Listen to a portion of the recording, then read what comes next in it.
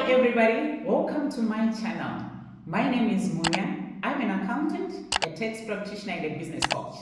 Today, I'm wearing my hat as an accountant and tax practitioner, and I'm going to cover some of the misconceptions that people have when it comes to understanding about tax, especially tax legislation in South Africa. First of all, you hear that someone will say, I'm not registered for tax. But this is what happens when you register your business. Once your business is registered, the moment you do a registration at CIPC, a tax number is issued immediately with your company.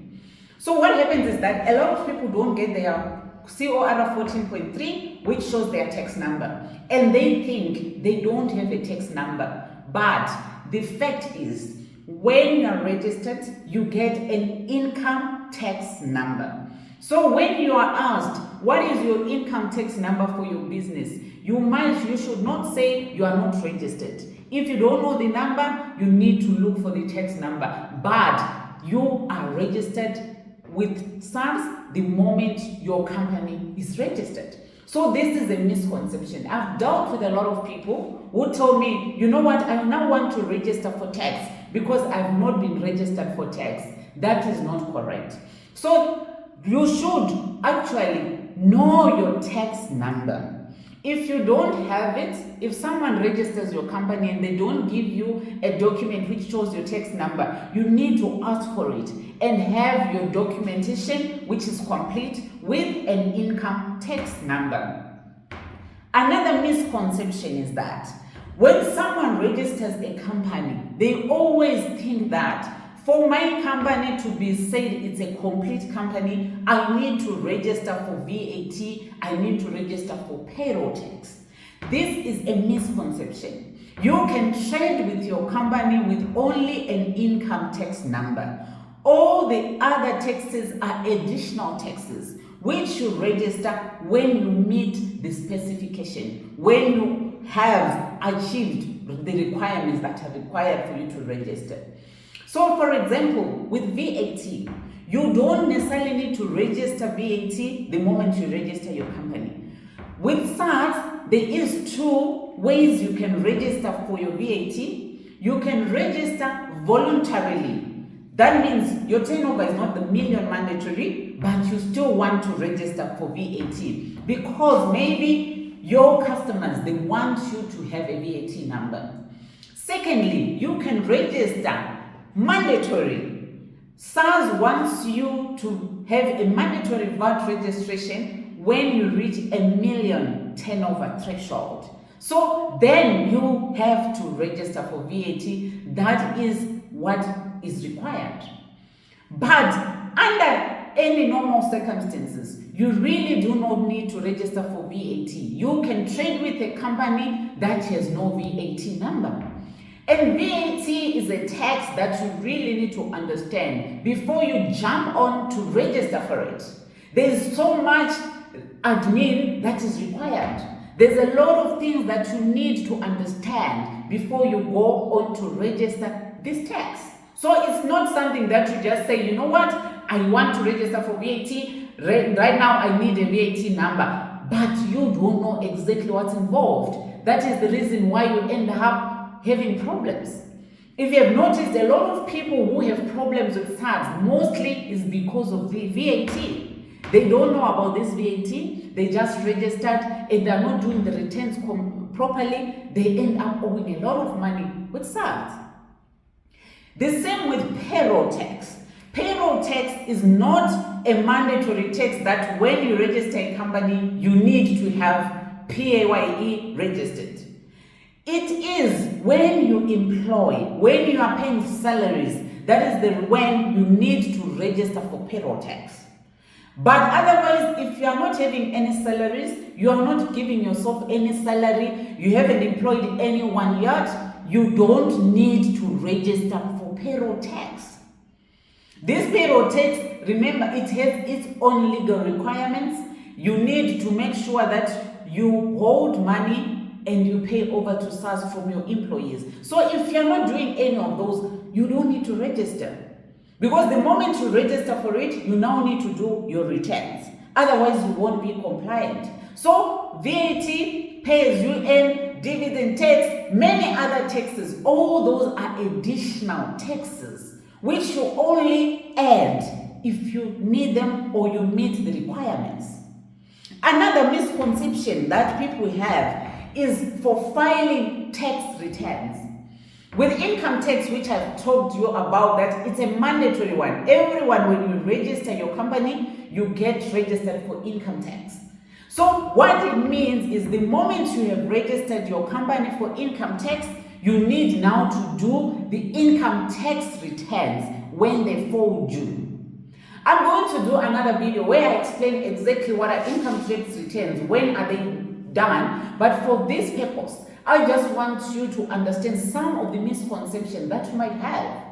So when you register for your income tax, you need to know that you are not going to file because of an amount that you make. There is a minimum amount. No, that is a misconception. I've heard people say, no, I haven't made a lot of money, so there's no need for me to file. It's not about a lot, it's not about a little, it's not about any amount you've made. It is a requirement that you file your tax returns no matter what has happened. Even if you are not trading, you have not started doing anything in your business, you still need to file those tax returns.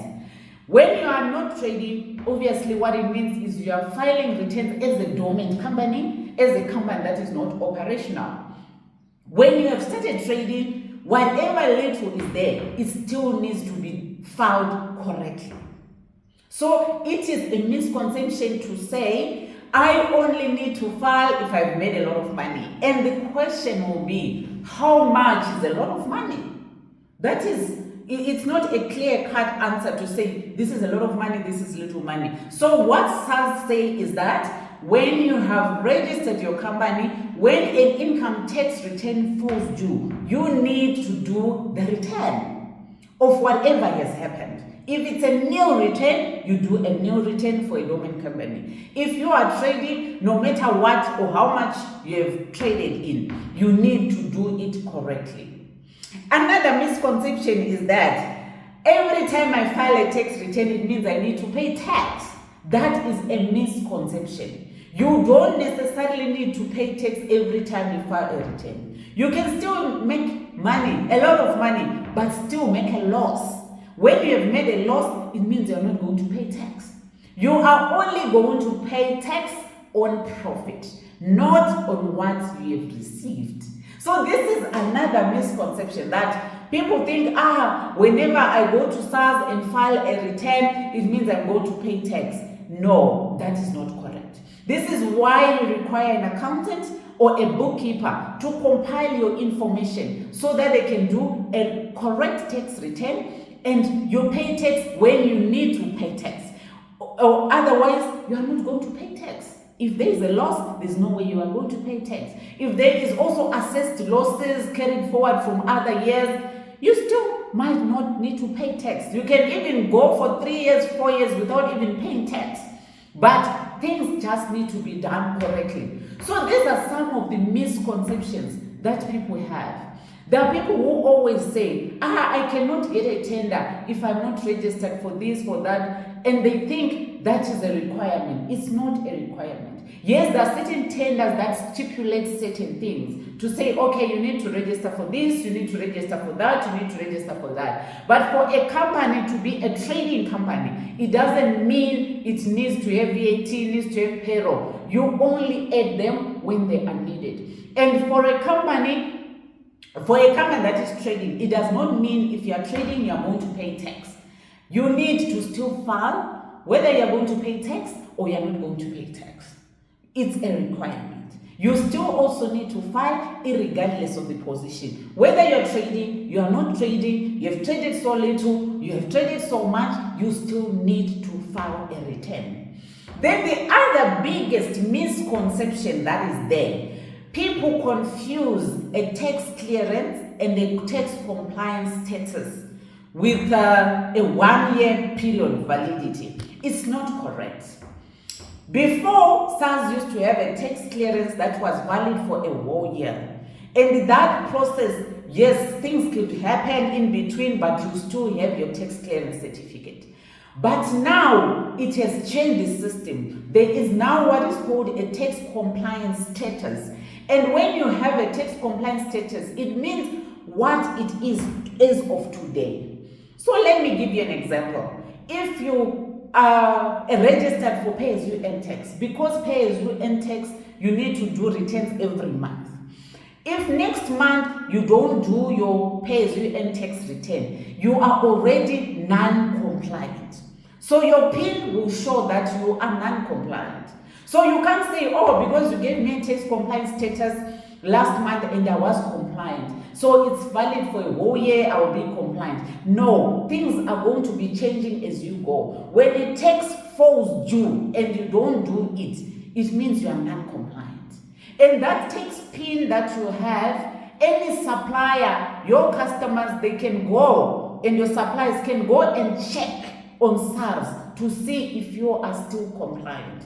So for people who have tenders or who have contracts that require them to be compliant all the time, you really need to be aware of your taxes and when they fall due, so that you maintain your tax compliance in green. You maintain a good tax compliance.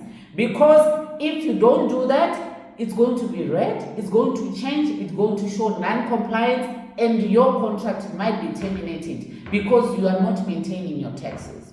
So, yes, when you get that tax compliance status, it can show that it's valid for a year, but it means you are not going to be downloading a new PIN all the time. It just means that PIN you have done is still valid, but the tax compliance itself can change at any given time. So yes, with the tax compliance status, you should have an accountant who is checking for you all the time. Are you compliant?